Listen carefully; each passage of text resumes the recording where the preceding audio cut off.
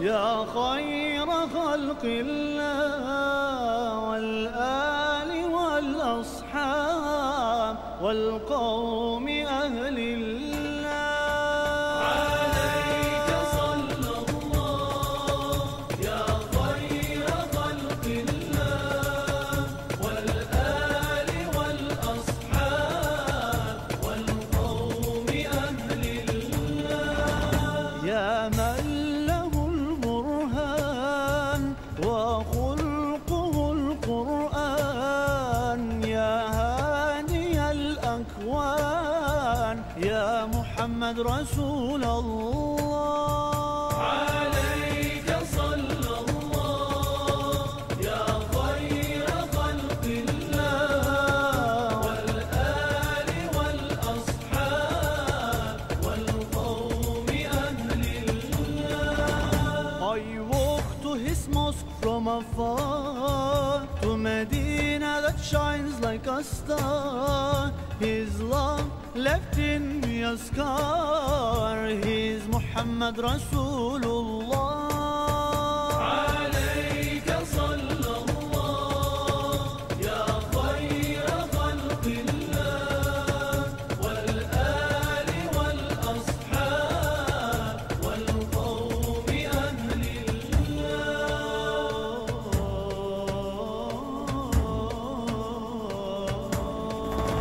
Our Lord we must obey and never أعوذ بالله من الشيطان الرجيم بسم الله الرحمن الرحيم Assalamu alaikum wa rahmatullahi wa barakatuh.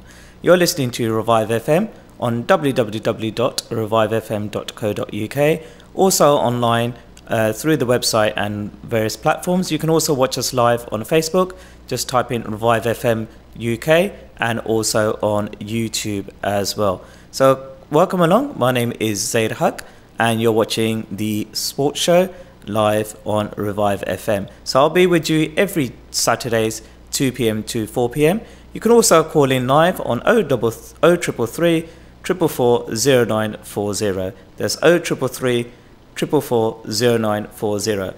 So for those of you who've listened to me previously on other radio stations, so welcome along. We're also going to be live on 87.7 FM in Sheffield, and you can join in the show. The phone lines will be open very, very shortly, but I was going to give you a gist of what the show is going to be about. So first of all, we're going to look back at the Champions League action from the week ahead. It was very, very quiet, as you know.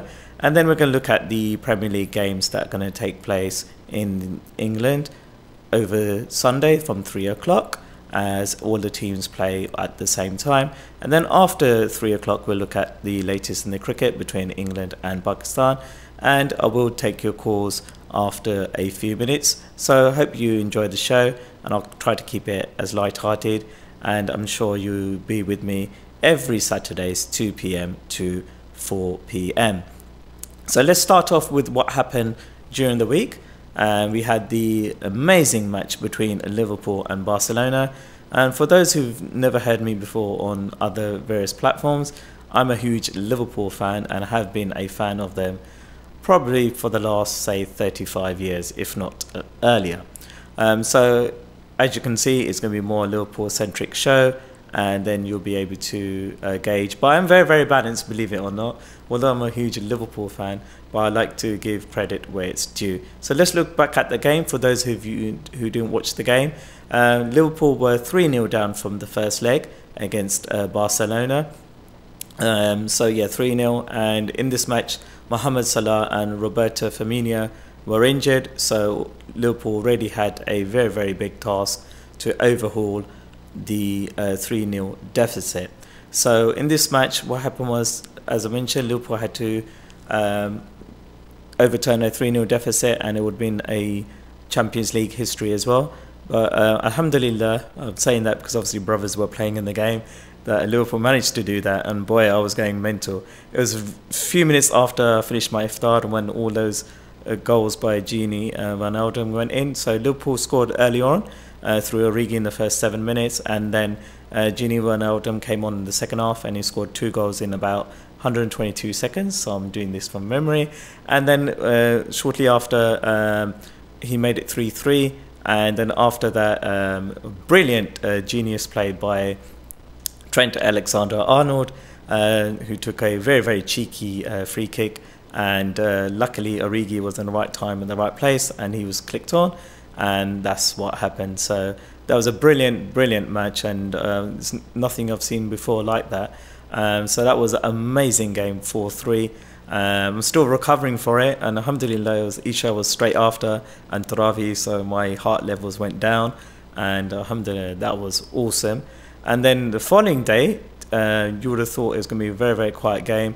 Ajax took the lead very, very earlier on, and Tottenham were 2-0 down on aggregate, and then from there on, it looked like there's no way back for Spurs. And a brilliant hat-trick by Lucas Moura. He scored with the 96th minute, last kick of the game, to make it 3-2 on aggregate. And so now it's going to be a Liverpool-Spurs final on June the 1st, 8 o'clock UK time kickoff. So that was just the gist of that. And the phone lines are open. So if you would like to call in, you can do so on 0333 444 0940, 0333 444 0940, and have your say if you're a Liverpool fan or even a Barcelona fan. And you can call in as well as Spurs fans and Ajax fans as well. And you're more than welcome to discuss what happened in the game. So as soon as you call in, you'll be put straight through on air. Hopefully I'll press the right buttons when you do call in. So I want to hear from all those Liverpool fans. I'm sure there's quite a few here in East London. There might be the odd Spurs fan as well. So you can call in on 0333 444 0940. That's 0333 444 0940. So I'd like to hear from you. And when you do call in, you'll be given your time to air. After all, this is your show. Without the listeners, we wouldn't have a show. So in between the phone calls, what I will do is I'll go through all the Premier League action that's going to take place. For those who don't know, on the final day of the season, which is tomorrow, the 12th of May, all the games kick off simultaneously at 3 p.m.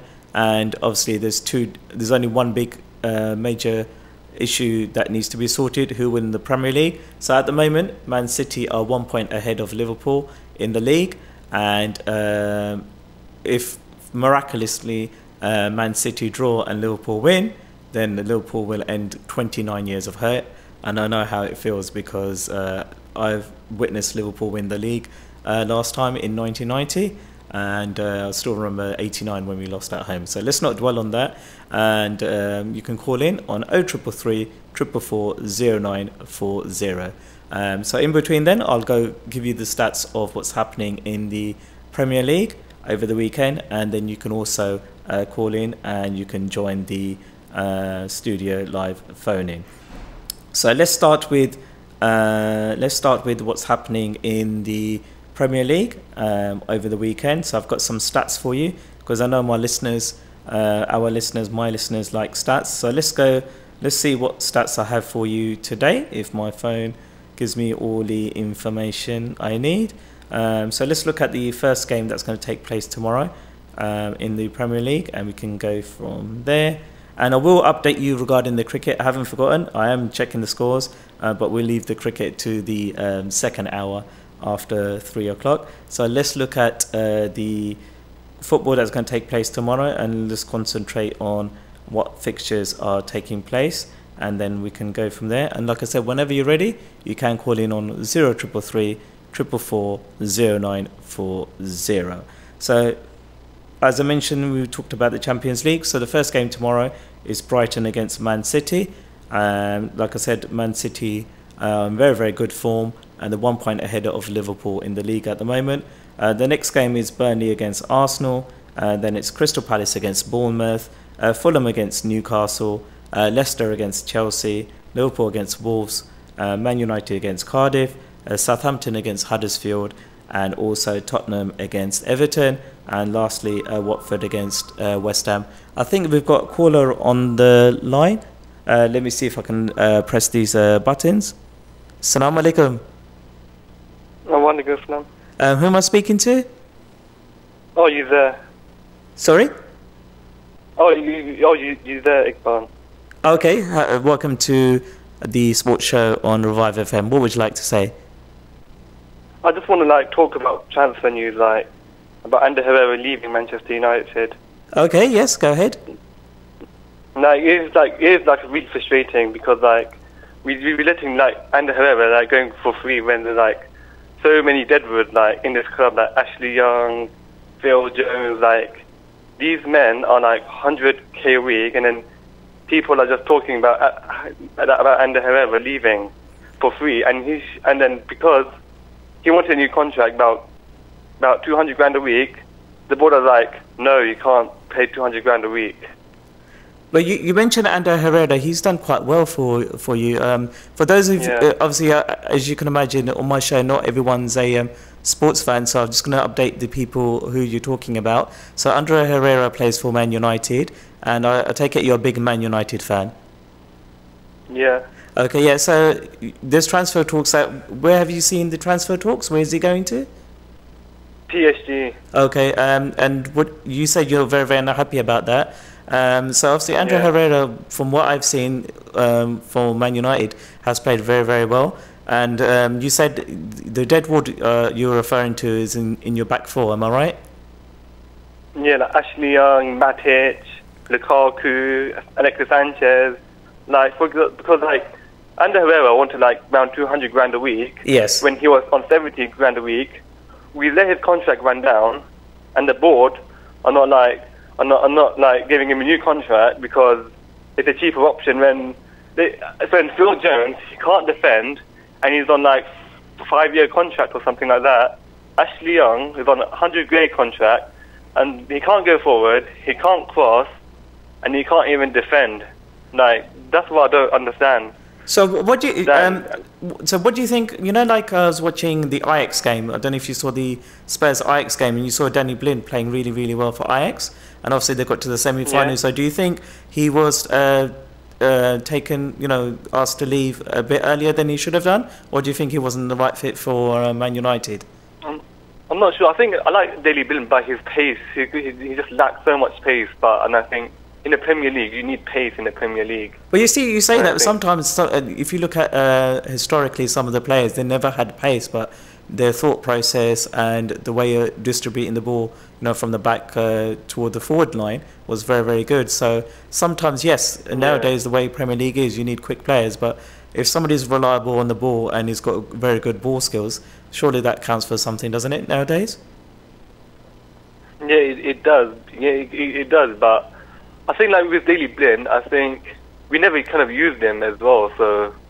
So you know, going back to Danny. So obviously that was the reason why I mentioned that, because obviously, as you know, Ajax lost 3-2 on aggregate.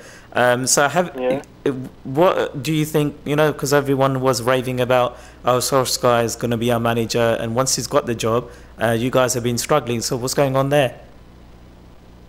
I think like just more than one combination. I think the players are not good enough, no quality, because like I think that's the thing. We simply lack quality. Like if you remove 4 men in the squad and you bring 4 men in, like for example, Jadon Sancho on the right, like Ndembele in the midfield, like Koulibaly at the back, and Thomas Meunier at the right back, that already just be so much better. Because with Oli, the way he likes to play football, he likes to like play quick football, but he hasn't got the players to play the sort of football that he likes to play, like forward, attacking football, I think, in my personal opinion. But the thing is, do you think that's realistic for those players to come to Man United?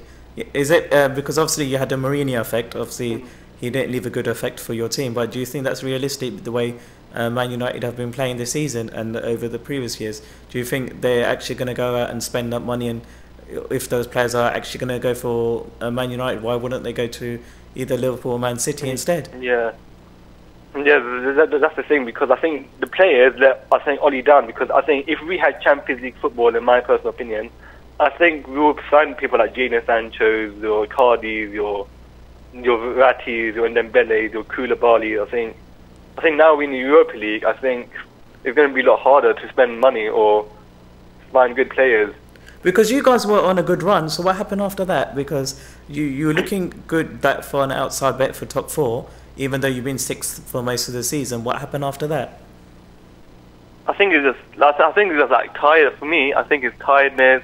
I think tiredness comes in. Like these players, like they've been playing under Jose for like 2.5 years, and like basically, I think Solskjaer, like he just inherited like a lazy team that they don't like to press.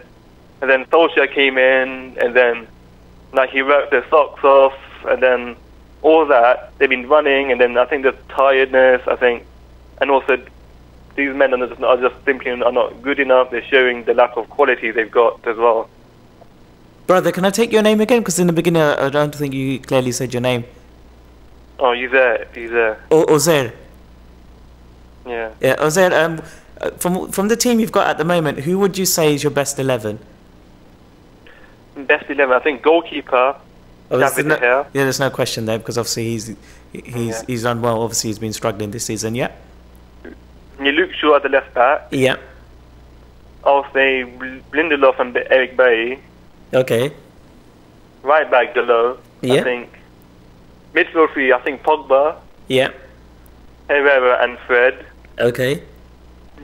And then I think up front, I think Martial, Rashford and Lingard.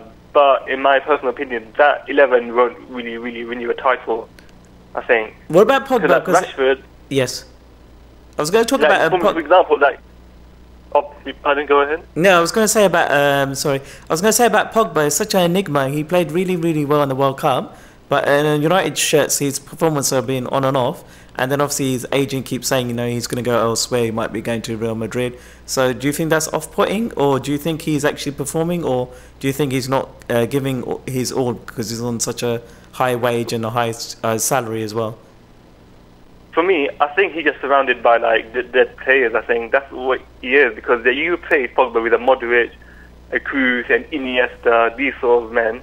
Yeah. Yes. Like you'll still see the same, because like Pogba has no freedom, because when Pogba has the ball, no one's making the runs. Like everyone's just like standing there. No one's making the runs. No one's showing the qualities. Like with poor Pogba, he likes to like pass the ball quickly, but no one's making those sort of good runs. And I think sometimes in these sort of situations, I think Pogba like needs to keep the ball simple, but I think he doesn't keep it simple sometimes. I think he just like too many do flicks and all that kind of tricks and stuff. But you spoke about Pogba. We saw the Man City game. He should have really stepped up and said, you know what, I'm playing for Man United. The whole world is watching us. They're relying on us to do something. But he didn't do much in that game. How do you see his performance in that game? Like for me, like this is what I don't get right. Poor Pogba gets so much stick here because he apparently doesn't show no passion. But like what I can't stand the most, like especially this pundit on Sky Sports, like Gary Neville, like Roy Keane, they're just talking about passionistas, like playing with like passion, because I never hear like Rashford getting stick. I never hear all the English players getting stick, because like with English players, they're all like hyped up. Like Ashley Young is our captain of Manchester United. He can't lead. He can't even lead pack up act to a picnic, Ashley Young. Yeah. He just like, I don't understand why he's our captain and why he's still at this club. Like, he needs to go, Ashley Young. Like, Matic, he's just slow. Like, I don't hear anyone talk about Matic. Lukaku, Lukaku is a £75 million striker. Like, if you're a £75 million striker, you should be like a top goal scorer. Yeah. Someone who like holds the ball well and can scare defenders. The guy can't do that. Like, he's in offside position and he's just pointing his hands up, like, pass me the ball. And like with Paul Pogba, I think that's what Paul Pogba is surrounded by. Whereas like you look at for France, you got Kante behind him, you got Martial, Koeman, you got Griezmann, Mbappe, you got Dembele, you got all these men, so that automatically gives Pogba the freedom and the license to be in like driving forward, being in the most advanced position, whereas at United, he hasn't got that freedom at the moment, in my personal opinion. Yeah, so what would you like to see happen in the transfer window in the summer? Who do you think realistically will come in? I know you got your aspirations, but who do you think realistically Man United can go out and buy? Considering you've got so many players on very, very high wages and long contracts, which you mentioned earlier? I think for me, realistically, I think for us hard. I think we're linked to I think Danny James. I think from Swansea. I think Right. we're linked to him. I don't know if we can sign him, but we'll be linked to him. I think Bruno Fernandes. We're linked to him. I think realistically, maybe Maguire. I think someone like that. Okay. That's really Maguire really going to happen, because there was talk that Maguire would play for Man United or would sign, and then obviously he had a change of heart, and obviously he's going to stay at Leicester. So do you think that's really going to happen? I'm not sure. I'm not really sure what's happening in the transfer window. It is interesting because with the board, because I noticed this every time Man United are not in the Champions League, yes, the board like to spend lots of money, because with the board, they're businessmen. They make business decisions. So I think if you're not in the Champions League, you don't have the sponsorship, those sort of deals done, and I think they want to panic, and then they want to get top 4 next season. So they like to spend money so they can get the top 4. Fantastic. Uzair, thanks for calling in, and I hope everyone takes a leaf out of your book by calling in, and inshallah do call again in the future as well, and appreciate your time. You did take me by surprise, because I thought you're going to be a Liverpool fan, call up and talk about Liverpool, but it's good to hear a different opinion as well, and you're more than welcome to call in the show. So inshallah, join me 2 to 4 every Saturdays, and get your friends and family to listen in and spread the word. And if you're on Facebook as well, I'm looking at myself right now, so hope my body language is okay. So yeah, spread the word, and inshallah call in the future, okay? That was Uzair, and it was a lovely chat talking about Man United. He did take me by surprise, because I was expecting all Liverpool fans to call in. As you can see, you can pick up the phone like Uzair did on 0333 444 0940. That's 0333 444 0940, and you can be part of the show. So before Uzair called in, I was going to do the preview of the Premier League, and you can also do that as well. And like I said, you can call in on 0333 444 0940, and you're listening to Revive FM on revivefm.co.uk, and also it's going simulcast on Radio Ramadan on 87.7 FM. And if I do put my head down from time to time, is just checking your messages on Facebook. Assalamu alaikum.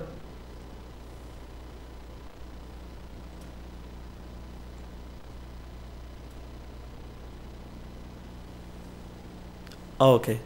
Yeah, sorry about that. Yeah, all technical, getting used to everything. Yeah, as I was saying, if I do put my head down, I'm just checking my phone for messages, and we've got a very, very loyal listener, Saeed Rahim, and he's a very, very influential person in the community. So he's watching us live on Revive FM UK Facebook page. And like I said, you can call in on 0333 444 0940. That's 0333 444 0940. And thanks for watching, and thanks for your comments, Saeed Rahim. So let's go to the preview of the matches, as I just mentioned. And let's look at the match between Brighton and Man City. As a Liverpool fan, these stats are not heartwarming, but you never know in football. If somehow Brighton sneak a draw, that'd be brilliant for Liverpool, if Liverpool can go on and win at home against Wolves, which I can't see not happening, because Liverpool have been fantastic at home. So let's look at the stats here. Regarding Brighton, they haven't won a match in the last 8, and they haven't won any matches in the last 4 at home, and they've only won 1 of their last 8 matches at home, and only under 2.5 in the last 5 matches, which is very, very poor from Brighton. But as you can imagine, things can change, and football is a strange game. Let's look at Man City stats for the game, if there are any that I want to share with you. So for Man City, their stats are awesome at the moment. So I think they'll go well. So as I mentioned, the Brighton ones. So Man City has lost only one match in the last 18, which is fantastic, and they've only lost one match away in the last 9. They've won the last 13 matches in the league, which is incredible considering who they played. They played the likes of Man United and Spurs as well, and they've also won the last 6 matches away, and have only failed to score in one of the last 29 matches as well, and they've scored in the last 21 matches as well. So those were the stats for Brighton against Man City. Let's look at the next game, which is Burnley at home to Arsenal. So Burnley haven't scored in one of their last 30 matches at home, so it's a fantastic record. That they've only failed to score only once in the last 13 matches. Also, in terms of Arsenal, they've not kept a clean sheet in last of their 17 of their 18 matches away, which is a very, very poor state of affairs for Arsenal, considering they're going through the transition period from Wenger to their new manager, Emery. So that was Burnley against Arsenal, and the next game is Crystal Palace against Bournemouth. Crystal Palace have won only one of their last 6 matches at home, and have only failed to score in one of the last 8 matches at home, whereas Bournemouth only one draw in all 18 league matches away, which is a very, very poor record there. The next game we're going to look at is Fulham against Newcastle, and in this match there's only one stat to look at. Have only won one of their last 10 matches away, and Fulham, as you know, were relegated a few weeks ago. The next game, which could be quite intriguing match for the race for the top 7. Chelsea already qualified for the Champions League, and Chelsea have not kept a clean sheet in the last 8 matches away, which is quite an incredible record considering Chelsea under Mourinho and other managers have been very, very good defensively. So the next match we're going to look at is obviously my team, Liverpool. Come on, you Reds, you never walk alone. So as you can say, this show is going to be more Liverpool specific, and why not? So these are the facts for Liverpool. There's quite a few. Liverpool haven't lost at home in any of the 18 matches so far. They've only lost one league game in the last 37 at home, and they've scored in 17 of the 18 matches at home, and haven't lost a match in the last 16 matches, which is an incredible record. And they've won the last 6 matches at home. Another stat for you, there's loads of Liverpool stats. So I don't do these stats for these apps, but you can imagine they're there. They haven't scored only one in the last 10 matches, and they've scored in the last 8 matches as well, and they've also scored in the last 14 matches at home. So those were Liverpool stats. And for Wolves, they've not kept a clean sheet away from home in the last 14 matches. Okay, so the next game we're going to look at is for Zaheer's purposes, who called in, and he was the first ever caller on the show, regarding Man United stats. Man United have lost only one of the last 16 matches at home. They've kept no clean sheet in the last 10 matches. So as Zaheer was talking about, that there's a lot of dead wood at Man United at the back. That's the reason there. And they've also kept no clean sheet in the last 5 matches at home. In terms of Cardiff, they've only amassed 2.5 goals in the last 5 matches away. Okay, the next game we're going to look at is Southampton against Huddersfield, and Southampton hasn't scored only in one of the last 10 matches, which is very good. They've scored in the last 13 matches at home, which is a brilliant record. But unfortunately, they haven't kept a clean sheet in the last 6 matches. In terms of Huddersfield, they've only won once in the last 18 league games away. And the last stat for that match. The next one is Tottenham against Everton. And the stat for this one goes towards Tottenham at home. They've only had 1 draw in all the 37 league matches, which is a credible feat that they've gone the whole season only having 1 draw, which is incredible the way Tottenham line up, and they're usually very, very solid at the back. So when I was looking at this stat earlier for my research, I was incredibly surprised that they only had 1 draw, so which means either they've been attacking too much, or they've been leaking goals, one of the two. Also, one draw in the last 18 league matches at home. That's also another incredible fact. Also, under 1.5 goals in the last 4 matches, and they haven't scored. They've only failed to score on one of the last 8 matches at home as well. And the last game to look at is Watford against West Ham. So come on, you Irons, as we are in East London, and most people are in this area are diehard West Ham fans.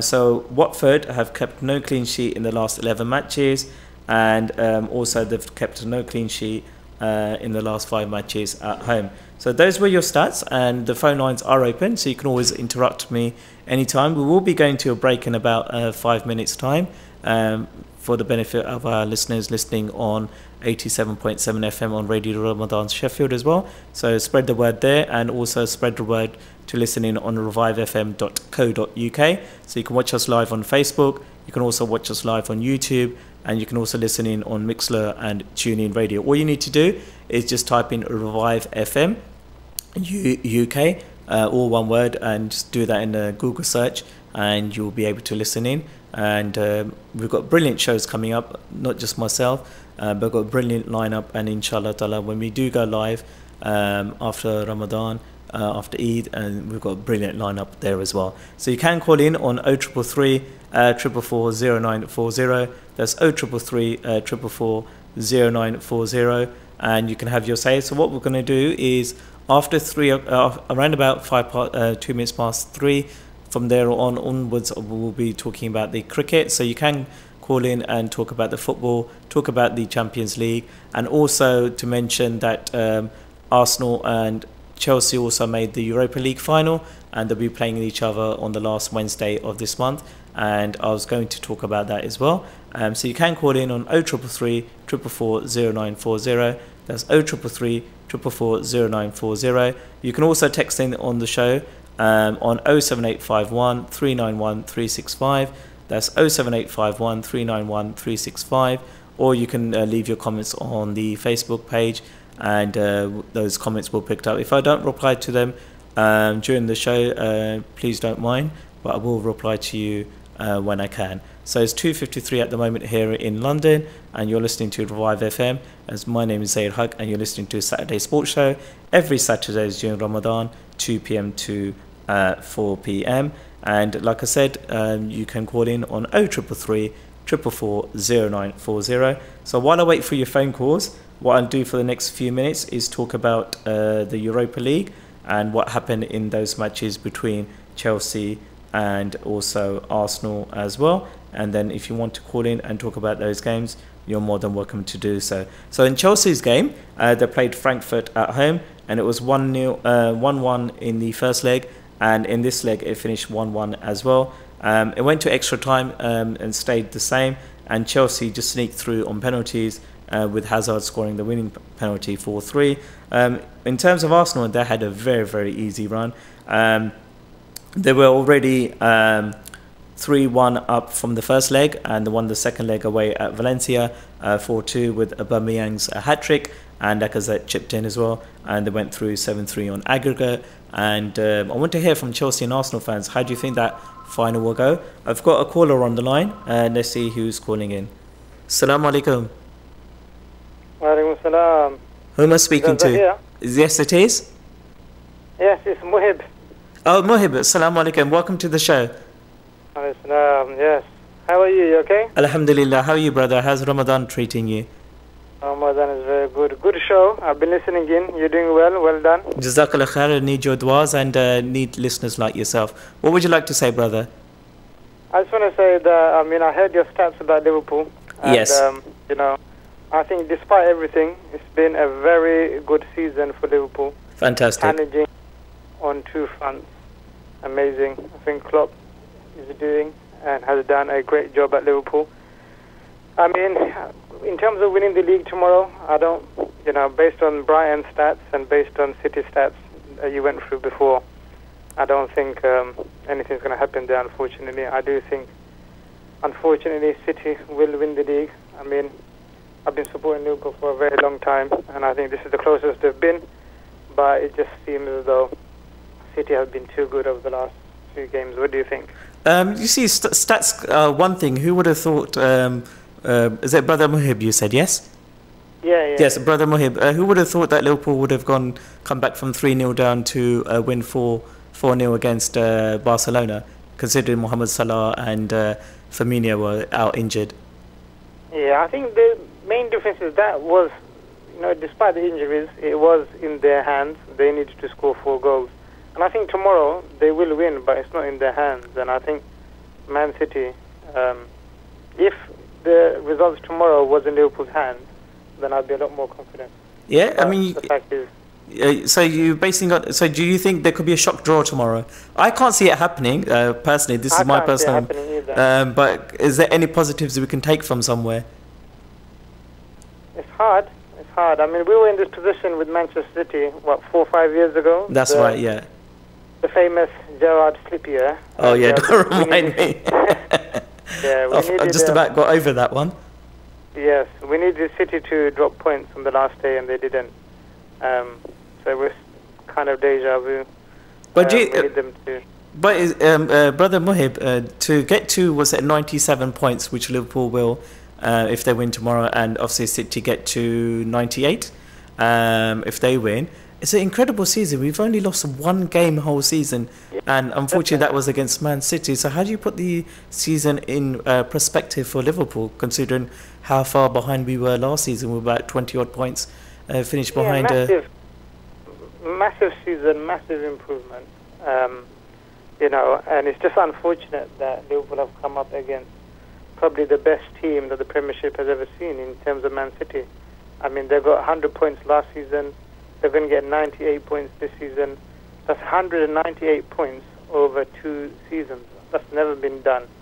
And, Pep Guardiola's Man City, they might be struggling in Europe, but in terms of the Premiership, they're probably the best team that the Premiership has ever seen. I know Manchester United fans would argue against it. Probably Arsenal fans would say the Invincibles were. But I think what Pep's team has done over the last 2 years, 198 points, it's incredible, and I don't think it's ever been done before, and I don't think it's ever going to happen again. I agree with you, Brother Moev. So what were your emotions when, obviously Origi's goal went in, and then after Origi's goal, then unfortunately Robertson went off in the close, for the second half he wasn't playing because unfortunately Suarez did his tricks and unfortunately gave him a dead leg. So what were your thoughts when Robertson went off? Yeah, definitely losing Robertson at that stage, it was frustrating. I mean, I thought Robertson was playing really well, and in terms of attacking threat, is one of the best assists in the league, one of the best crosses. So that was a big blow. I didn't think Milner would be able to provide assists in any way similar to the way Robertson does. So that was a big blow, but who would have thought the guy that came on for him, Gini Wijnaldum, would have scored 2 goals. So in hindsight, it was a blessing in disguise. I mean, Wijnaldum won, he was fired up, came and scored 2 goals in about 2 minutes, and that set the tone for the second half, which gave Liverpool that amazing victory. So yeah, in the Champions League, for Liverpool, miracles do happen, but in the Premiership, unfortunately, it doesn't seem as though it's been happening over the last 29 years.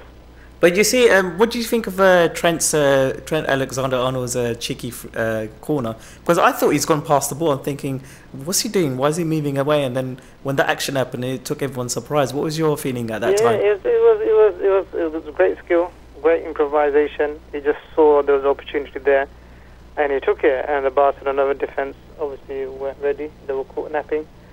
And it was great. He did really well. And Mike, but what are your emotions? Because obviously you must have been having your iftar at the time. So hope you didn't have indigestion or something, or you didn't throw the food about. So what was your emotions? I take it you probably watching. The iftar happened. The second half is when all the emotions took place. I mean, So first half, Origi scored the first goal. And then shortly after that, we had iftar, and then played Maghrib. And then second half, iftar was done in that sense, so we were free to celebrate with that choking on any dates or anything like that. Or your kebabs or your samosas out there. I'm sure many were having some samosas and kebabs, and hopefully they didn't choke on it. They end up in A&E and stuff. So Mohib, okay, let's park the Premier League to one side for the moment. While I've got you on the phone, and you sound like a very, very passionate Liverpool fan, and you sound like you've been following Liverpool quite a long time, and from your knowledge, you do sound like somebody who, you know, is not just an armchair fan, but, you know, follows them, you know, on the TV and whenever you can. So have you been able to go to any of the Liverpool matches recently this season in the Premier League? Yes, I did. Unfortunately, I went to the West Ham versus Liverpool game. Oh no, don't remind me.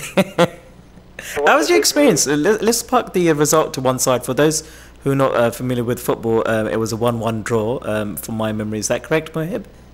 That's right, yeah. And how was your experience there at the London Stadium? Because the reason why I was asking that, you had this high emotion thinking, okay, Liverpool are gonna, you know, make it big against West Ham, and plus when I speak to fans who go to London Stadium, they say there's very, very distance from the pitch, so you don't get that atmosphere. So how did you find it? I think the Olympic Stadium is it's a modern stadium, and it's actually, I like the stadium. I think it's the access in and outside the stadium is quite good. When you're in the stadium, there's a lot of space from aisles and going from one section to another section. It's very comfortable. I was quite seated. My seat was quite high up, but the view was still good. I was sitting with the West Ham fans on the day, but it was good. I had a good experience. I've been to the West Ham Stadium, London Stadium, quite a few times. Every time I've been there, I thought the atmosphere has been good. The stadium's really nice. Had no issues at all. The only issue on the day was the result. Liverpool went 1-0 ahead with Sadio Mane's goal, and then there was a free kick, and Antonio equalised. Liverpool were a bit napping on that free kick. And that was, I believe, that was after another was it warm weather? Draw, yeah. Yeah, warm weather training and that kind of stuff as well, wasn't it? What happened was that was after the Leicester game. So yes. I think they played Leicester, and then they had the weather warm. Yeah, the Leicester defender, I can't remember his name, the one that had a good season for England as well in the World Cup. Maguire, that's it. Yes. So he scored the equaliser for Leicester, and then Liverpool went on a little break, and then they came back, and they looked like they were still on break. I know, it's quite amazing. Just to let you know, Mohib, the 87.7 FM listeners are back with us. They had the break, so apologies for not going to the break during their time. So they're with us. So just to remind them, Mohib, if you stay on the line, that you're also listening live on 87.7 FM in Radio Ramadan Sheffield, and you're also listening live on revivefm.co.uk, as well as you can watch us on Facebook and YouTube. So carry on, Mohib. Sorry to interrupt you there. Yeah, so I was saying that they came back from some holiday, and they didn't play well. Salah, Firmino, Mane, they were all I was quite disappointed. So what do you think how the final is going to pan out against Spurs? It's going to be a very tricky final, very hard final, because obviously you're playing Madrid, anything can happen. I think playing an English team is always difficult, because English teams are used to the pace and intensity that Liverpool play with. I think if we played Ajax, I'm not saying that Spurs are better than Ajax, but I just think that Ajax would have probably struggled with the intensity, the way Barcelona struggled with the intensity that Liverpool play with. I think it was the first game in the Camp Nou. Messi even said that, you know, the intensity, they were very tired after the game, and he was saying that they need to play better in the second leg. So I think foreign teams struggled against the intensity of English teams, and especially Liverpool probably play with Spurs the most intense football. So I think Spurs are obviously used to it. So it's going to be a tough game, but I still fancy and I still hope Liverpool do win. I mean, it's Pochettino's first European final, and I think the Spurs players don't have much experience playing in a European final. I don't think any of them have before. I don't know if Lucas Moura played at any point with other teams or anything, but Liverpool, I mean, they've got bad experience in the final, the one last year. But let's not go there. Let's not go there. let's keep it. You know, happy. Mohib, your predictions for the final. I'm going to put you on the spot. I think the prediction for the final, I would like to say 2-1 Liverpool. And do you think Salah will be fit and Firmino? I hope so. They've got a long time, 3 weeks. I think Salah should be fit for tomorrow, so he should be fine. They said they would be. It was just because he had concussion. They didn't want to risk it because doctors always say, after concussion, regardless if the player feels better or not, it's just the routine to protect the players from something happening. 7 days routine. From what I heard Klopp saying that Salah was desperate to play against Barcelona, but the medical team wouldn't let him do it. Yeah, so that's I think correct. He's fully fit. He should be fit to play. Not sure about Firmino if he's fit for tomorrow, but I do think he should be fit for the final in 3 weeks' time. He's got plenty of time to. And let's just hope, inshallah, that if Liverpool do win, that they win before extra time, because obviously, if it's extra time, we'll go into Salat al-Tarawih and Isha and so on. So that's what I was praying. When I went to 3-3, I thought, let's hope Liverpool get the winner within the 90 minutes. So then you saw the rush to all the massages straight after final whistle, and alhamdulillah, the very, very fruitful Salah was after that. So Jazakallah, Brother Mohib, for taking valuable time, and do spread the word, and inshallah on the 1st of June, as you know, is the final, and if you tune into the show 2 to 4, I will be doing a very, very special Champions League preview as well. So Jazakallah for ringing in, and hopefully you can call in on the 1st as well. I appreciate that. Okay, that's fine. Thank you. You're welcome. Assalamu alaikum. Waalaikumsalam. Okay, we're going to go for a short break. I need to rest my vocals, and inshallah we'll be back very, very shortly. Keep it tuned on revivefm.co.uk, as well as Facebook Live and YouTube Live. And then after the short break, we'll be doing the cricket for the last few minutes, and also we'll talk about other sports as well. So we'll go to the break now, and then inshallah I'll be with you in a few minutes.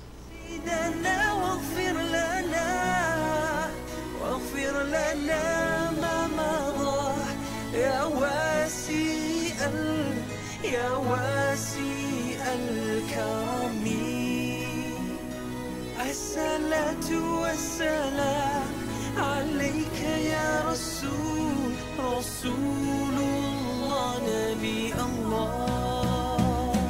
Oh Allah, send your prayers and peace forever on the one you have loved, Rasulullah.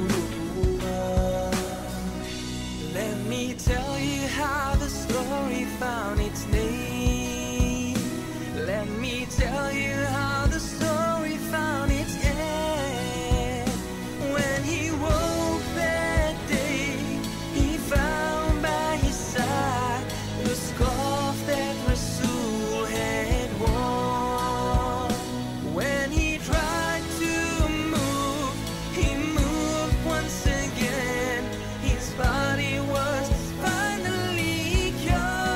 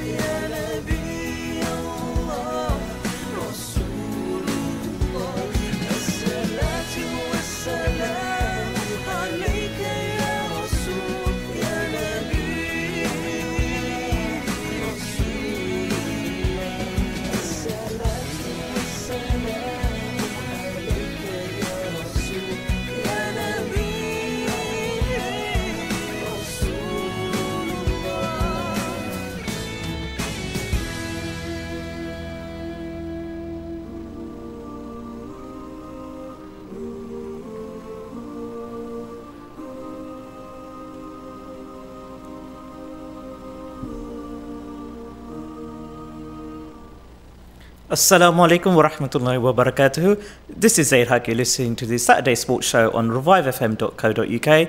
You can also watch us live on Facebook, live on YouTube as well, and you can listen in on Mixlr and TuneIn Radio. And it's also been simulcast on Radio Ramadan Sheffield on 87.7 FM.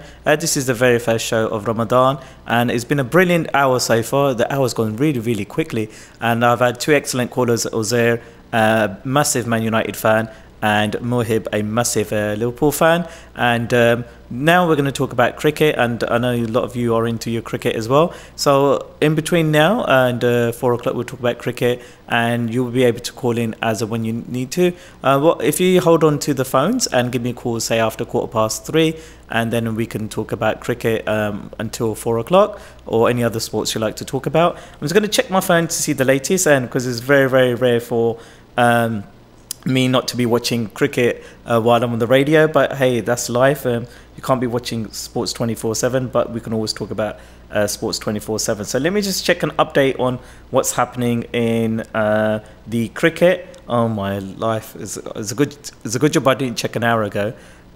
So if you're an England fan, it's a brilliant score so far. If you're a lifelong Pakistan fan like me, you might want to cover your ears for a second. No, don't do that. We'll have no listeners left. So yeah, let's look at the score, and it doesn't surprise me, this score, and considering the conditions aren't exactly top rate for the Southampton wickets, not always conducive to high scoring, but England have scored a very, very high score. So the match started at 11 o'clock, and England were put into bat by Pakistan, and England amassed 373 for 3 in their 50 overs. Jason Roy made 87 off just 98 balls, and Owen Morgan chipped in with 71 from 48. But the standout innings has been Josh Buttler, who's been in fantastic form. He was playing really, really well in the IPL and the last year for England. He made 110 not out of just 55 balls, 6 fours and 9 sixes. That's correct, 110 not out of 55 balls, 6 fours and 9 sixes. And he played his natural innings coming in after Morgan. So England have made, as I mentioned, 373 for 3. I don't think there's any way back for Pakistan. Unfortunately, I think it may be an easy win for England. Let's just hope Pakistan prove me wrong. The reason why I say that is Pakistan don't have power hitters in their team, and also everyone is watching the cricket at the same time as listening to me, which is fantastic. And keep those messages coming in. I want to give out a shout out before I carry on with the cricket. Let me just quickly give a shout out, because everyone's made the effort to message me, and let me just say a shout out to first of all Zaheer Haque, who's listening in from Ilford. Thank you for taking time out to listen to the show. Hope you can listen in every week and put the word out. Also, we've got our brother Awais from the radio station. Big up to you as well. Brother Shakil is listening in as well, and Mr. Farik Abbas from Watford, he's listening in as well, and Mr. Shoaib Zeri from from Sheffield, he's listening in as well, and also others, Muhammad Ali Suleiman from Sheffield, thank you for your message. Umar from Ilford, he's listening in as well, and also a message from Muhammad Haris Salim, he's listening in as well, and also Haji Shabir Moghasab, and he's the CEO of Radio Ramadan, and he's simulcasting the show. So jazakallah to all of you for your messages. If I have missed anyone out, it's not deliberate, and also everyone's giving me a shout out, so I'm not going to give a shout out to myself. It's your show at the end of the day. So let's get back to the cricket. Let's finish off with the stats, and then in about 1 minute's time, then you can call in and interrupt me as you feel. So as I mentioned, 373 for 3 in the second ODI, and the standout innings is Buttler, 110 off just 55 balls. I wish Pakistan had a player like Buttler. Not only could wicket keep, but also, when he doesn't do wicket keeping, he's an excellent fielder as well. I wish we had somebody in Pakistan lineup. The most comparison you could say who's very, very good at six hitting is Asif Ali, but he's not in the same fold as Josh Buttler. And let's look at the bowling figures. This is not very, very heartwarming. This is quite surprising for Shaheen Shah Afridi, 19 years old, and he's been very, very consistent for Pakistan since he's come into the senior team. He went for 80 runs in his 10 overs, only taking 1 wicket. Fahim Ashraf went for a bit as well, 69 for no wickets. Imad Wasim, who's very, very reliable, he conceded 63. And Hassan Ali, surprising, he's been Pakistan's #1 bowler recently. He went for 81 runs, so something must have gone wrong there. And Yasir Shah, for the life of me, I don't know why he's playing ODI cricket. He's playing ODI cricket because Shadab's picked up hepatitis. Dua for his well-being, and let's hope he makes it. And Haris Saul went for 16 runs in his 3 overs. So it's an uphill start task for Pakistan. You can call in now on 0333 444 0940. That's 0333 444 0940. And Brother Zaheer of Revive FM is listening in as well, and he's saying it's going very well. Thank you, Brother Zaheer. I thought I'd give you a shout out. And Brother Faz Mahmood is also listening in as well. And shout out to Afzal Akram, who's listening in as well. And also to Sister Aisha and Brother Amir from Ilford. So keep those messages coming in, and you can call in now on 0333 444 0940. And let's talk about who you think is going to win the World Cup. We'll be doing a World Cup preview, and inshallah, let's see if I can line up some guests. So the World Cup preview will take place on the 25th, because a few days after the World Cup will start then. So we'll have an extended preview. But if you want to talk about the current match and also how you think the England-Pakistan ODI series will go, then also you can call in 0333 444 0940. So those were the stats in the first ODI. The first ODI of the series, unfortunately, was rained off. And funny enough, that was just not too far from here at the Oval. It's a brilliant seeing ground. I went to the Oval last time I went to see a match was England against Pakistan, the Test match. And that was, about 2-3 years ago. And it was an amazing experience. And for £50, it was very, very good, because I know people might think, why would you want to spend £50 to watch a day's worth of Test cricket? But with Oval, with the dynamics, they're very, very good. So where we were side on, so you could see the whole ground, the whole action from both ends. And Moeen Ali scored a brilliant century in that match, and obviously Pakistan went on, if memory serves me correct, to win that Test match, and it was a 2-2 series draw. So yeah, if you want to call in, you can do that now on 0333 444 0940. So as soon as you call in, you go live on air straight away. So like I said, the first match was rained off. If I just give you the itinerary of the matches coming along in the series, that will put you in better stead as well. And also everyone else is listening in, and that's very good to hear. And let's look at the fixtures that are coming up in the England-Pakistan series, and we can talk about that as well.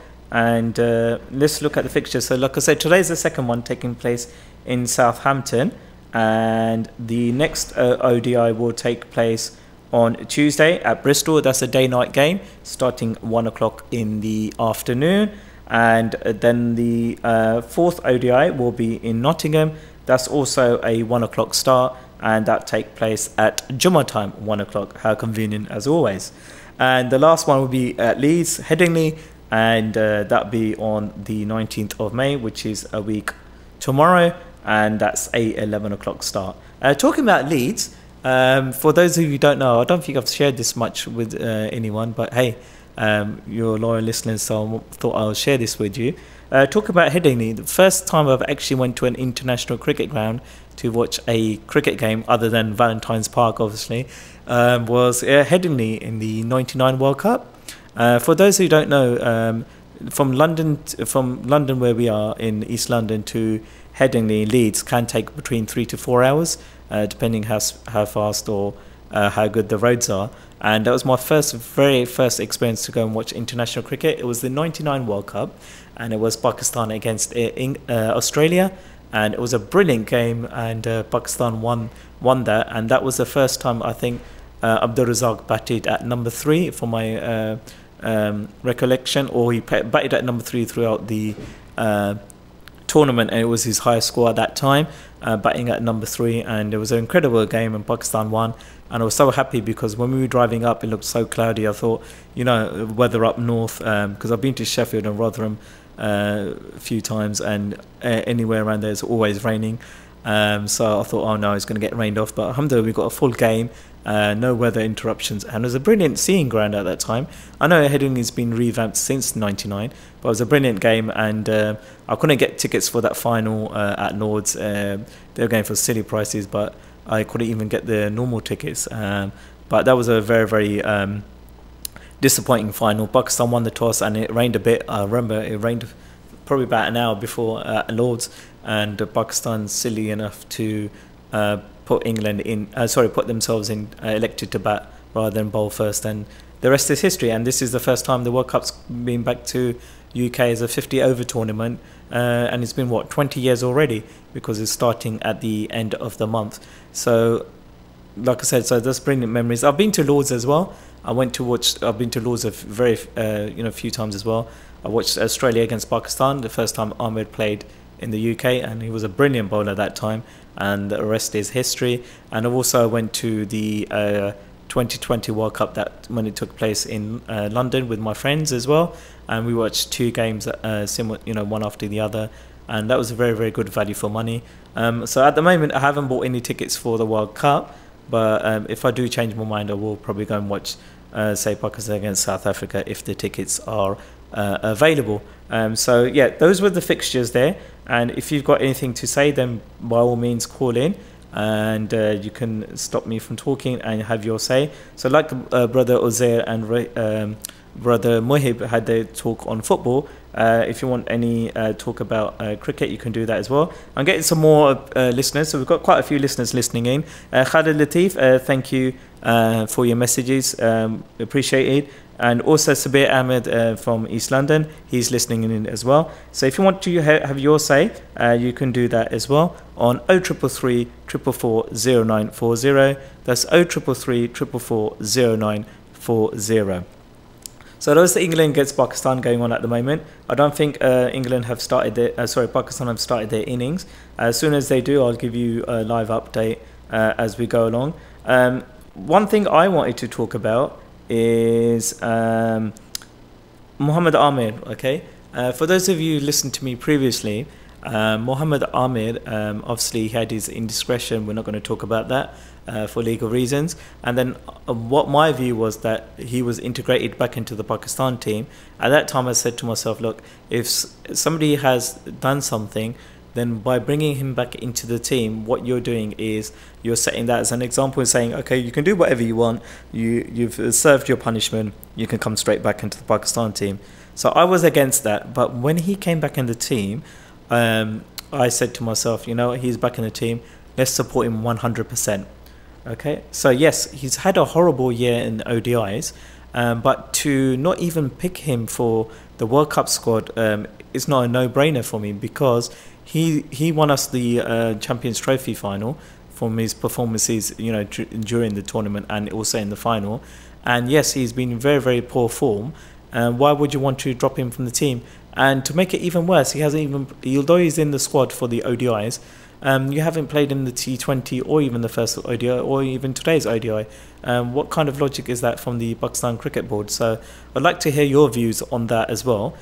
So I would have him in my squad. Yes, he's out of form, I get that.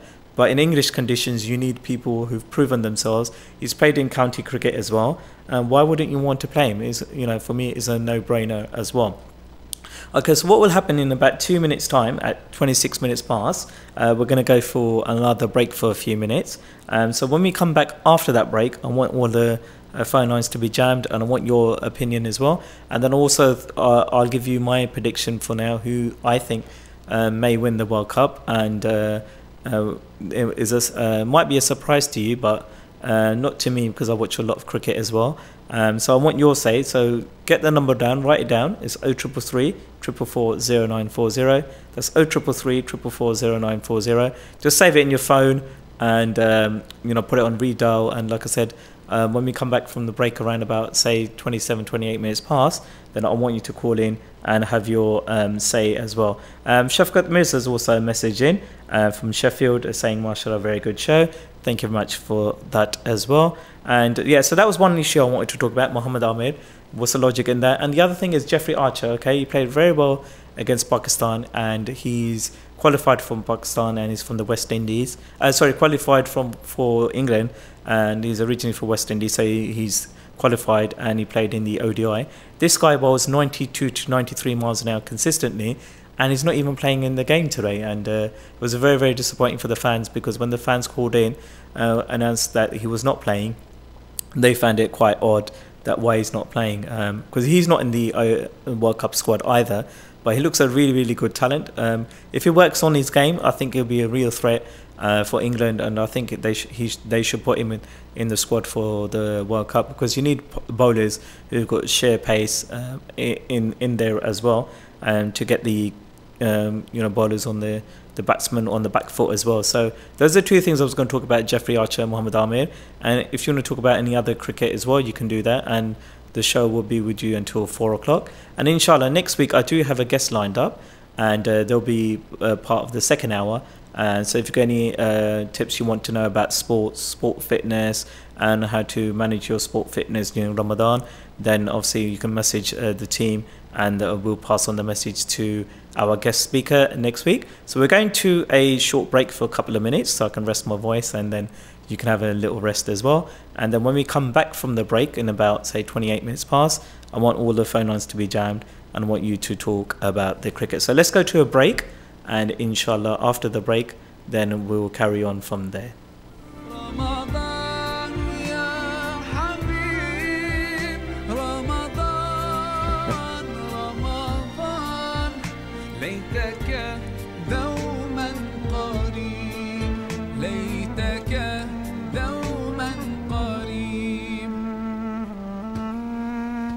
النبي صلوا عليه صلوات الله عليه كلكم قولوا سوا صلوات الله عليه النبي صلوا عليه صلوات الله عليه كلكم قولوا سوا صلوات الله عليه. The Prophet, peace be upon him, peace and blessings be upon him. Let us all say together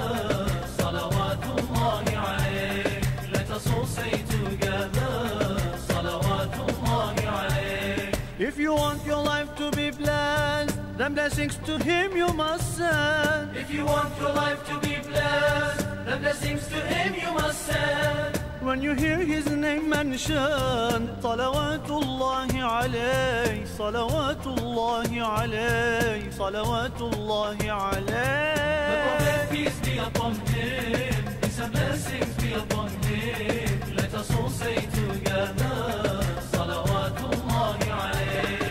The Prophet, peace be upon him, peace and blessings be upon him. Let us all say together, salawatullahi alayhi.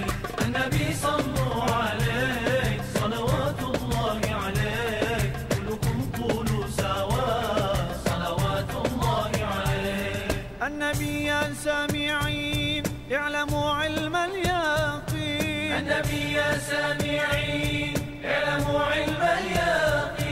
أن رب العالمين أوجب الصلاة عليه أوجب الصلاة عليه أوجب الصلاة عليه. The Prophet, peace be upon him, peace and blessings be upon him. Let us all say together, salawatullahi alayhi. The Prophet, peace be upon him, peace and blessings be upon him. Let us all say together, salawatullahi alayhi. النبي صلوا عليه صلوات الله عليه كلكم قولوا سوا صلوات الله عليه. If you want to get ahead, fear Allah and always spread. If you want to get ahead, fear Allah and always spread. All the love of Muhammad salawatullahi alayhi salawatullahi alayhi salawatullahi alayhi. The Prophet, peace be upon him, peace and blessings be upon him. Let us all say together, salawatullahi alayhi. The Prophet, peace be upon him, peace and blessings be upon him. Let us all say together, salawatullahi alayhi. An-Nabi sallu alayhi, salawatullahi alayhi. Kullukum qulu sawa, salawatullahi alayhi. If you want the Prophet to plead on the day of the stampede, if you want the Prophet to plead on the day of the stampede, love Allah and al-Habib, salawatullahi alayhi, salawatullahi alayhi, salawatullahi alayhi.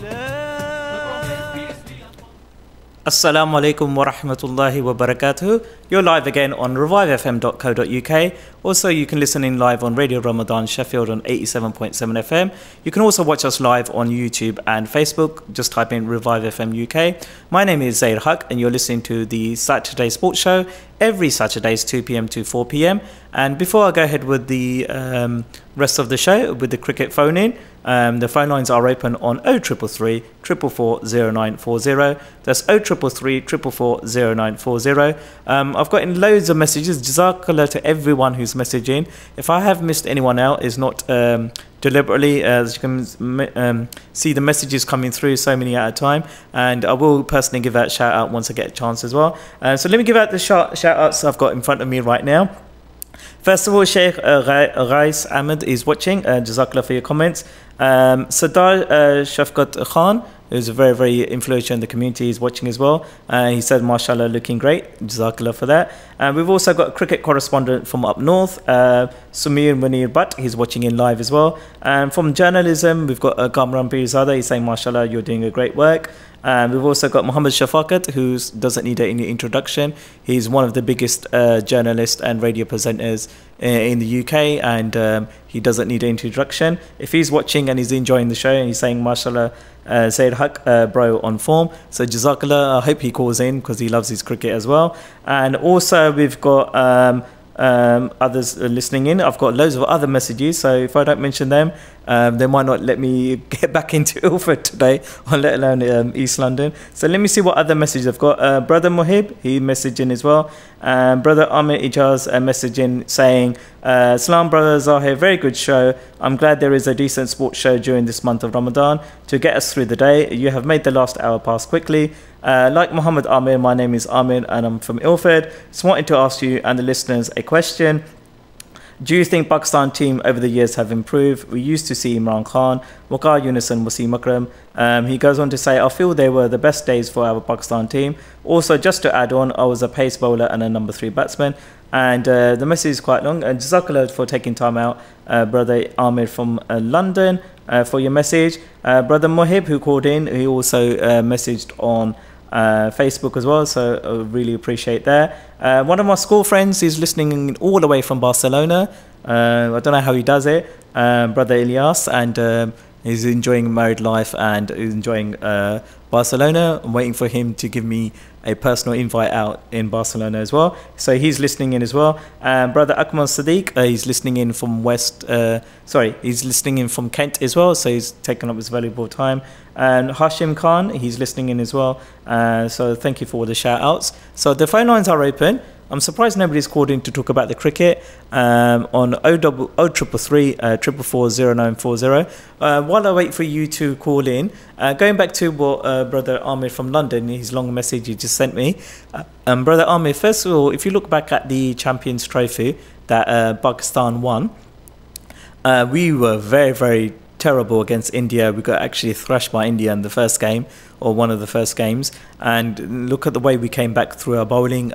We had the team spirit as well. So although we don't have the recognised stars, but we've still got the likes of Muhammad Amir. Yes, he's not in the squad, but he's still in the background. We've got Safraz, he played in that one.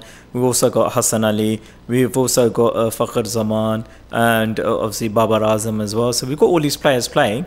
If they do play their game, they can do very, very well in the World Cup. But I personally think Pakistan won't win the World Cup, purely because the Champions Trophy was a different format altogether. You had the top 8 teams. In this World Cup, you've got 10 teams. And also the format is the same as the 92 World Cup that Pakistan won. I'm not writing Pakistan off because you can't. Because you know with Pakistan, they can do whatever they want at any given time. If they're up for it, they can do that. So I'm not discounting Pakistan, but I'm saying it's very, very unlikely. Purely because the format of the World Cup is the same as 92. And I believe you have to win 8 to 10 matches just to win the tournament. And it'll be a very, very uphill task. The only way I can see Pakistan pulling it off is if they get the 6 big hitters to hit sixes, because that's what Pakistan lack in the batting team at the moment. They don't have powerful hitters like Butler, as you saw in today's innings, For those of you watching, the way he can strike sixes. Pakistan don't have that, so that's why Pakistan always 30 to 40 runs short compared to other teams. Look at the West Indies. Yes, their form in ODI hasn't been brilliant, but they've got very, very good cricketers, and they have got power hitters, the likes of Gale, Pollard, and so on. So they can do that. Pakistan don't have that hitters, so hitting those 3 or 4 sixes is a matter of difference between you winning the tournament and finishing runners-up. So I don't think Pakistan will win. I'm going for New Zealand. Okay, they have performed very, very well. One of the World Cup finals, I believe it was the last one. Yeah, it was the last one because I was in Dubai, funny enough, when the World Cup final was going on, and I actually watched the World Cup final in Dubai, if I can remember, or did I watch it when I got back? But anyway, I was in Dubai when the World Cup was going on. So shout out to Dubai. It's like my second home really at the moment. So yeah, that was a brilliant World Cup where New Zealand and Australia got to the final, and I remember Brendan McCullum getting out for a duck, and that was very, very disappointing because if New Zealand had strung a few more runs, then I think New Zealand would have done enough to win the World Cup. So New Zealand are my tip to win the World Cup. Halal tip, obviously we don't do betting or tipping, but just my thoughts. New Zealand, England will run them a very, very close second. India, I don't think they will, not because obviously I'm of Pakistan origin, it's purely because of the conditions and they don't have the bowling strength that will get them to victory, and because obviously the format, then they will be become unstuck. So my favourite is New Zealand to win, and England will be very, very close second. The reason why I think England won't win is they don't have the bowling depth. Yes, they've got a lot of bowlers, and they're relying on Adil Rashid and Moeen Ali to do the spinner options, but they don't have the talent of like Pakistan have, because I still think even though Pakistan don't have the batting talent, they do have the bowling talent, and nobody can at the moment I can categorically say that Pakistan's got the best bowling lineup. Yes, even without Army, I can still say that. Whereas England don't have that quality in the bowling attack. Batting wise, the streets ahead of Pakistan, because you've got likes of Butler, I mentioned already, with his excellent 100. Jason Roy, if he pulls it together at the top alongside Johnny Bairstow, that he can do really, really well. So if you want to have your say, and you can stop me at any time, so call in on 0333 444 0940. There's still about 20 minutes left in the show. That's 0333 444 0940. So I'd like to hear your comments, and like I said, stop me anytime, because you're always asking me that you want a platform for to talk about cricket. This is your platform, and so if you want to call in, by all means, you've got the time to do that. That's 0333 444 0940. That's 0333 444 0940. So that was the cricket for in terms of the one day. Let's see if there's any action taking place, and also let me see what else is going on in terms of the match, and let's see if they've started the innings between England and Pakistan. They're on an innings break, so let's see when they're due back. They should be due back around about, I think, another 5-10 minutes, but I will give you live update as well. So let's see what else is happening in terms of the cricket. There's also I'll give you the fixtures that actually are coming up for cricket as well, and so you know what's happening ahead this week as well. So we've had yes, that's fine. And on tomorrow we've got the IPL final, Mumbai Indians against the Chennai Super Kings. So that should be a very, very interesting game, and that starts 3 o'clock UK time tomorrow. And in there, when I was in Dubai, believe it or not, cricket and Dubai go together, because I was recently in Dubai and I was watching cricket, following the cricket there as well. And Moeen Ali played really, really well in the IPL, and let's just hope he carries on that form for England in the World Cup as well. So I haven't had time to actually watch much of the IPL, but I do follow all sorts of cricket. So you've got the final for that as well, and let's see what happens there. And like I said, you've got the ongoing series between England and Pakistan. So while I wait for your calls, I'm sure there's somebody out there who wants to talk about cricket. I'll be quite surprised if nobody calls in about cricket as well. Oh my God, I'm looking at myself on the Facebook. That's a good job I had to shave this morning. Anyway, enough about me. Let's look at some other sports news, what's going on, and I'll give you an update regarding that. And like I said, on the 25th, inshallah, we'll be having a World Cup preview. So if anyone wants to come in as a studio guest, any of our listeners, by all means, drop us a line, and the management will be in touch with you. Inshallah, I'll try to line up a famous person if they're available to come in to do that. So let's look at the other sports news going on for the next 15-16 minutes or so before the show ends. So we look at that as well. Let's look at what's happening in the football today, because there is football going on. I'll update you with what's happened today in terms of the football. Okay, we had the first of the championship playoffs today. That was between Aston Villa and West Brom. There's literally, I think, around about 4 to 7 miles between these two stadiums. So, and it's obviously local rivalry, local derby as well. So it finished Aston Villa 2, West Brom 1. That was Aston Villa 2, West Brom 1.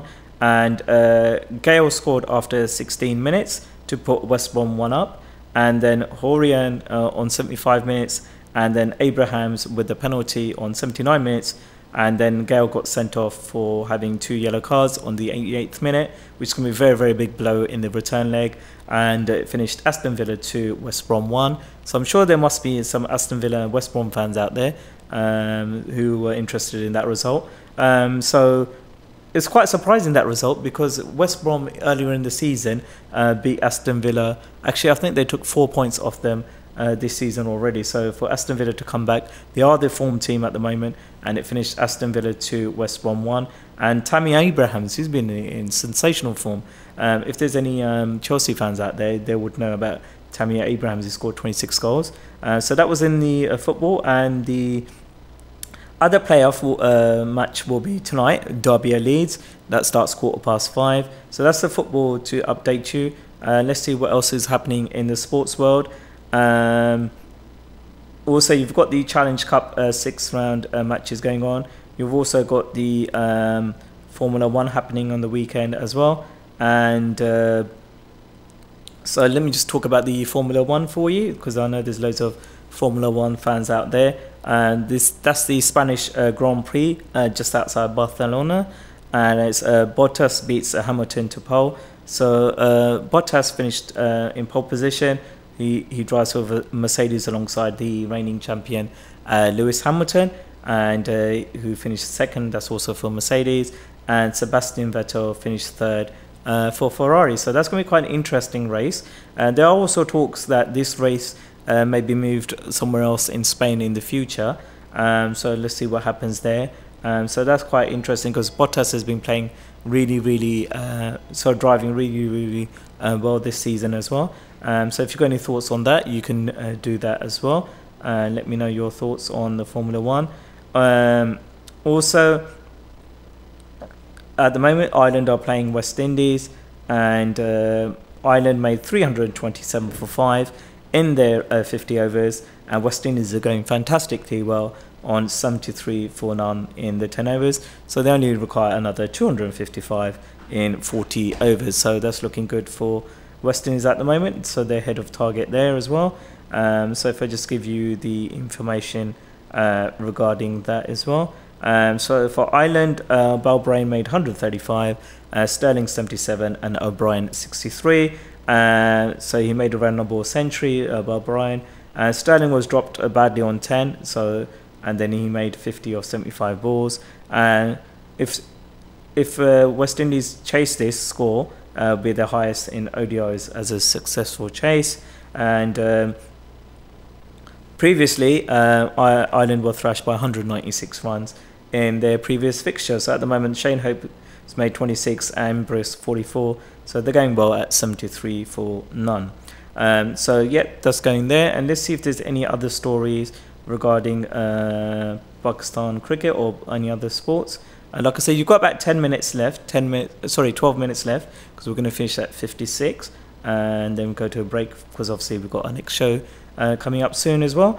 And then you've got about 12 minutes to have your say on what's happening in world of cricket if you want to. And Jazakallah for all the messages, and if I have missed anyone out, apologies, but value your feedback. So let's look at some other sports.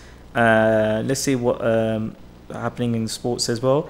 This is quite ongoing things as well. So in Pakistan, you've got the football situation going on, which is not very good for Pakistan football, because you've got a federation and so on. Also, what happened this week? This is a very, very big story. We've got a phone call coming through. Let me just put them on air. Assalamu alaikum. Walaikum salam. Who am I speaking to? Oh, you're speaking to Amina? Amina, welcome. Thank you for calling in. What would you like to say today? Oh, firstly, I just wanted to say Ramadan Mubarak to you. Khair We're Mubarak. really enjoying listening to your show today. Fantastic. My family's all sitting around listening to you. We're really enjoying your experiences of cricket and football. Just wanted to ask you a really quick question. Yeah, go brother. ahead. I wanted to find out, what's your favourite sport then? Is it cricket or is it football? I know Both. You're a Liverpool fan. Both, because I will follow both of them at the same time. So it's very, very difficult to distinguish between the two, because even say for example Liverpool are playing and Pakistan are playing at the same time, I'll somehow find a way of watching both at the same time. That's why it's that's very amazing. difficult. Yeah. So I'll probably have it on my phone, watching one on my phone, the other one on the TV. That's how mad I am, but watching Pakistan and Liverpool at the same time. And what do you do to celebrate when your team wins? What I do when they win, you mean? I just got meant to ask my mum. Bring the house down.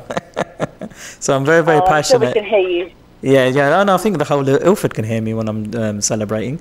I'll give you an example. This is going to make you laugh. Do you follow football yourself? I am a Liverpool supporter. Oh, fantastic!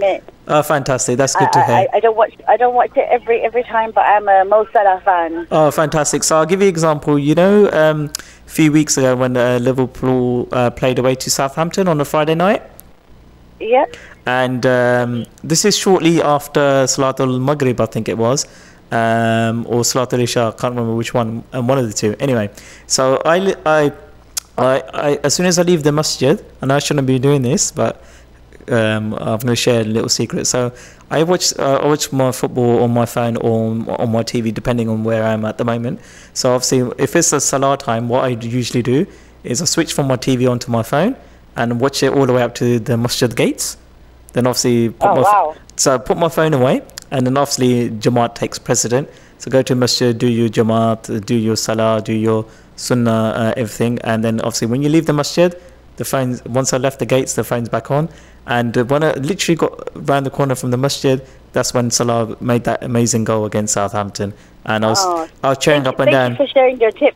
I'm sure I'm going to share it with my brother and my dad. Inshallah. They would love that. Yeah, so what I was going to say was, so that what literally happened a few minutes after Salah. And another thing before I let you come back in, Amina, what a beautiful name you've got as well. So Allah Ta'ala, give you a barakah from that name, and all your family as well. So I was going around the corner, and all of a sudden I shouted, and people thought, oh no, what's happened? Why is he shouting? Because he's normally a very calm guy. And then, funny enough, a few people walking past and found out they were Liverpool fans as well. So they saw the goal when I was watching the replay. So that was an amazing situation. Yeah, you're going to share something, Amina, before I stop you. Carry on. No, I was just going to say that my family and I were really enjoying listening to your show. Oh, Jazakallah. And we hope to continue listening to you. So keep doing what you're doing. You're doing really well. Jazakallah, appreciate that. Amina, are you into cricket as well? My family is. We're Pakistani, so we, I think it's in our heritage that we support Pakistan. Oh, but fantastic. I don't watch it on a regular basis. So you're not watching it right now while you're listening to me? No, I know my dad is. Okay. My dad's watching it. Oh, okay. That's amazing. So what would you like to say about Pakistan's chances of winning the World Cup? I think they can still do it. You can do it? So you got confidence with them? Yes, I do. Okay, so would you think... I believe Liverpool can win as well. You reckon Liverpool can win tomorrow as well, yes? Yeah, definitely. So you think there's going to be an upset between Brighton and Man City? You think Brighton may draw the game and make Liverpool win? Mo Salah can do it. Yeah? So then, inshallah. And the funny thing I was going to share with you, Amina, is that, you know, sometimes I've gone to Salah and I've been in Salah and Salah scored for Liverpool. How ironic. That's very good. So it's good to hear that you're a Liverpool fan. And Amina, is there anything else you'd like to share today? No, I'd just like to wish you all the best. Jazakallah, Amina. And it's been good talking to you. You as well, Amina. And inshallah, do call in future shows and get your family to call in as well. So Jazakallah khair for your phone call. And inshallah, remember us in your du'as as well. Thank you. Assalamu alaikum salam wa rahmatullah. That was Amina from London, I believe. And Jazakallah for calling in. And it's great to hear your insight. And Jazakallah to hear that you're enjoying the show. So we've got a few minutes left. So we're going to wrap the show up at 3:56. That's when the ad breaks go out on Ramadan Radio Ramadan Sheffield 87.7 FM. And inshallah, like I said, I do have a guest next week, and that'll be revealed during the week. Just getting confirmation, and inshallah, if they are available, they will come in next week to my show. And they're from the fitness industry as well. And she is very, very good. And we're going to do it sports related and Ramadan related. So if you do have any questions regarding that, and inshallah, once she's confirmed, and she'll be my guest from around about, say, I'm going to do 3 to 3:30 next week. So keep that in mind as well. And Jazakallah to all our callers today so far. Firstly to Sister Amina, who just called in. And also Brother Muhib and Brother Uzair as well. And also, like I said, I've got a few minutes left, so if you want to talk about cricket, you can do that as well. And I'm glad to hear that everyone's enjoying the show. My voice is about to go because I haven't talked that much. I'm used to talking anyway, but when you talk, it's like talking to yourself sometimes. But inshallah, the reason I thought not to bring a guest in today was I just want to get a flavour for you to get a flavour of what the show's about. Because obviously we're going to get new listeners all the time, and it's good to just give you an icebreaker of what I know about football and cricket, and you can also do that as well. And so, like I said, from next week onwards, I will have a guest, so you don't have to listen to my voice for the 2 hours. And inshallah, when we do have guests, you can interact with them as well, and you can have your say as well and on the show. So keep their number saved on 0333 444 0940. That's 0333 444 0940. And we've got about 3 minutes left of the show. And inshallah, if somebody wants to give in a quick phone call regarding the cricket, you can do. Let me give you an update as to what's happening cricket-wise. And let's see if the Pakistan innings has started. And let's hope Pakistan can prove me wrong, but I doubt that very much. And let's see, because the 373 score is very big. So yeah, Pakistan have started their reply. They're currently 11 for no wicket after 3 overs. So going very, very slowly as usual. Pakistan with Imam Haque, no relation to myself. He's the nephew of Imam Haque, which I've had the pleasure of meeting on a one-to-one basis, as well as obviously the giant of our cricket, Imran Khan. Awesome guy. Spent 50 minutes with him one-to-one. First time I ever met him. But that's for another day. Fakhar Zaman going really, really slow, which is very unlike him. 1 off 6 balls. So at this rate, if these two carry on batting, I think Pakistan will easily get to 250 and it'll be like a 120 run victory. So I think maximum Pakistan probably make us 300 because it's looking good conditions. So we've got a couple of minutes left, and I hope you enjoyed the show.